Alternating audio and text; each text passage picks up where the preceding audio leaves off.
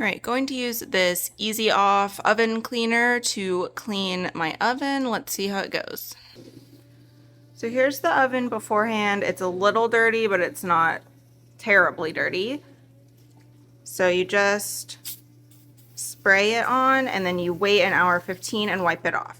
So I really coated it very well.